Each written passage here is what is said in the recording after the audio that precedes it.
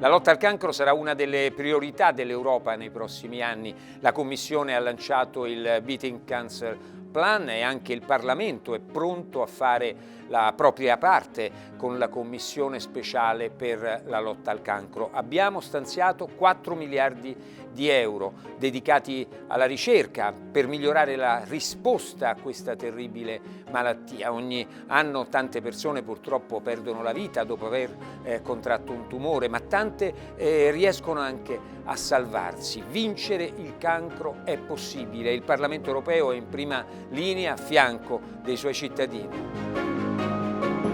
Vogliamo essere la voce di tutti i pazienti, di tutti i medici, gli operatori sanitari e i ricercatori che ogni giorno lottano contro questa malattia. Oggi il cancro può essere curato e sappiamo bene quanto sia fondamentale la prevenzione attraverso l'educazione ad una vita sana e una politica ambientale seria e determinata a ridurre le emissioni di CO2. Anche tu puoi fare la tua parte, con una dieta equilibrata, attività fisica regolare, evitando il fumo e l'abuso di alcol.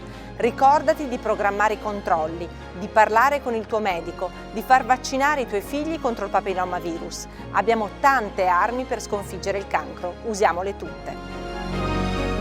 Grazie alla scienza e grazie alla ricerca, la lotta al cancro e la prevenzione di questa patologia hanno fatto passi da gigante. Ringraziamo i ricercatori, gli scienziati, le tante associazioni che hanno spinto in questa direzione. Quindi si può prevenire e si può guarire, ma naturalmente molto dobbiamo fare noi, con un corretto stile di vita sano, e dobbiamo anche approfittare di tutte le possibilità di screening e di diagnosi precoce.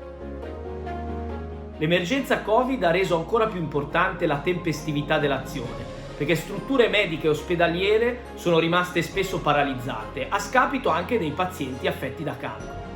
La Commissione europea e il Parlamento europeo hanno posto la lotta al cancro come priorità assoluta, anche grazie al nuovo programma EU4Health, che affronterà alcune questioni fondamentali: la carenza di medicinali, l'efficienza dei sistemi sanitari e l'accesso paritario a trattamenti e a prevenzione per tutti i cittadini europei.